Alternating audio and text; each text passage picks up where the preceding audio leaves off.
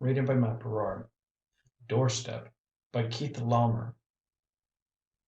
The general was bucking for his other star, and this miserable contraption bucked right back.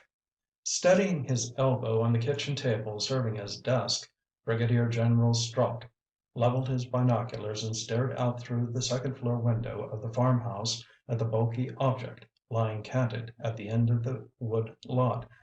He watched the figures moving over and around the gray mass, then flipped the lever on the field telephone at his elbow. "How are you boys doing, Major?" "General, since that box this morning—" "I know all about the box, Bill. So does Washington by now. What have you got that's new?" "Sir, I haven't got anything to report yet. I have 4 crews on it, and it still looks impervious as hell." "Still getting the sounds from inside?" "Intermittently, General." "I'm giving you 1 more hour, Major. I want that thing cracked." The general dropped the phone back on its cradle and peeled the cellophane from a cigar absently. He had moved fast, he reflected, after the state police notified him at 9:41 last night. He had his men on the spot, the area evacuated of civilians, and a preliminary report on its way to Washington by midnight. At 2:36 they had discovered the 4-inch cube lying on the ground 15 feet from the huge object.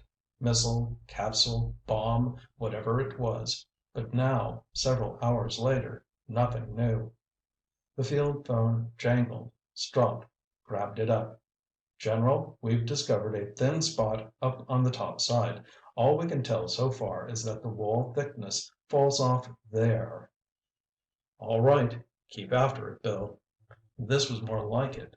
If Brigadier General Strott could have this thing wrapped up by the time Washington awoke to the fact that it was something big, well, he'd been waiting a long time for that second star. This was his chance, and he would damn well make the most of it. He looked across the field at the thing.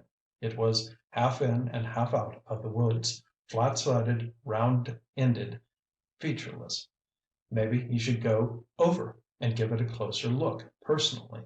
He might spot something the others were missing. It might blow them all to kingdom come any second. But what the hell? He had earned his star on sheer guts in Normandy. He still had 'em. He keyed the phone. "I'm coming down, Bill," he told the major. On impulse, he strapped a pistol belt on. Not much use against a house-sized bomb, but the heft of it felt good. The thing looked bigger than ever as the jeep approached it, bumping across the muck of the freshly plowed field.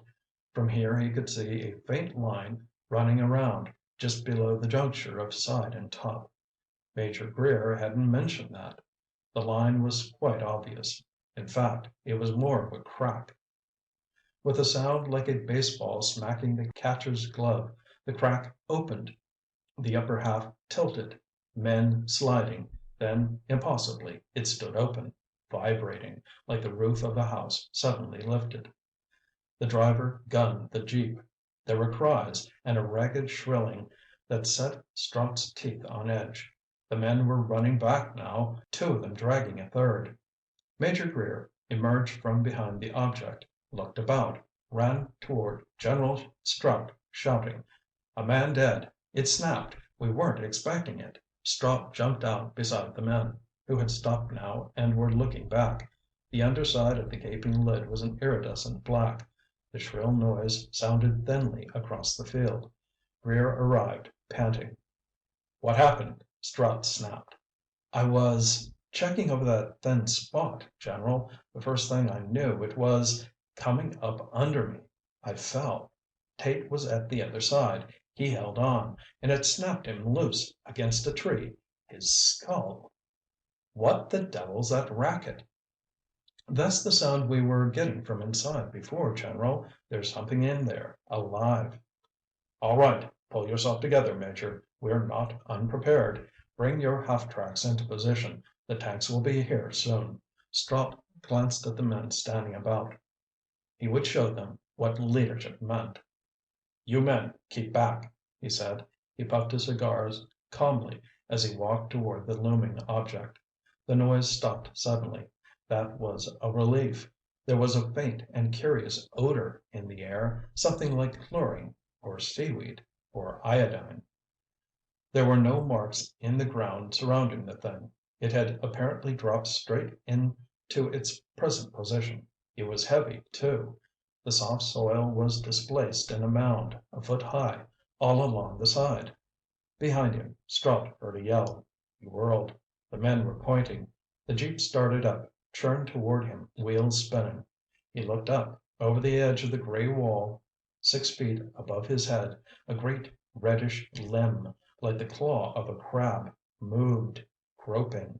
Strout yanked the .45 from its holster, jacked the action and fired. Soft matter spattered, and the claw jerked back.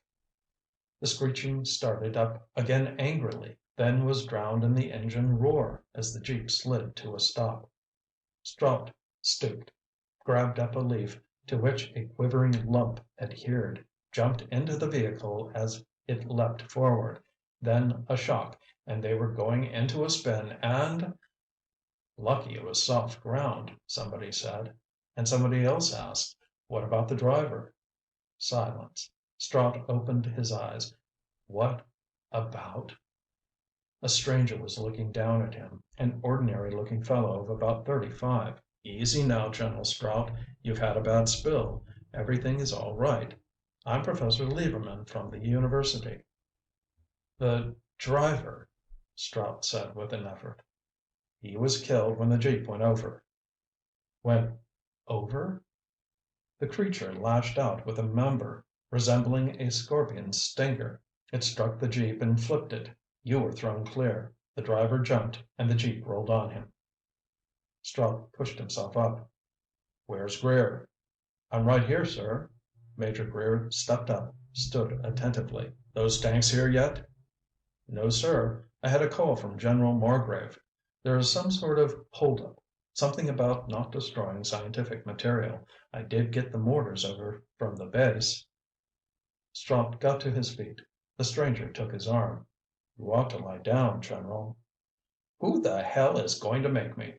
Greer, get those mortars in place, spaced between your tracks." The telephone rang. Strout seized it. "General Strout." "General Margrave here, Strout. I'm glad you're back on your feet. There'll be some scientists from the State University coming over. Cooperate with them. You're going to have to hold things together at least until I can get another man in there to—" "Another man? General Margrave, I'm not incapacitated. The situation is under complete control." "It is it? I understand you've got still another casualty. What's happened to your defensive capabilities?" "That was an accident, sir. The jeep. We'll review that matter at a later date. What I'm calling about is more important right now. The code men have made some headway on that box of yours. It's putting out a sort of transmission." "What kind, sir?"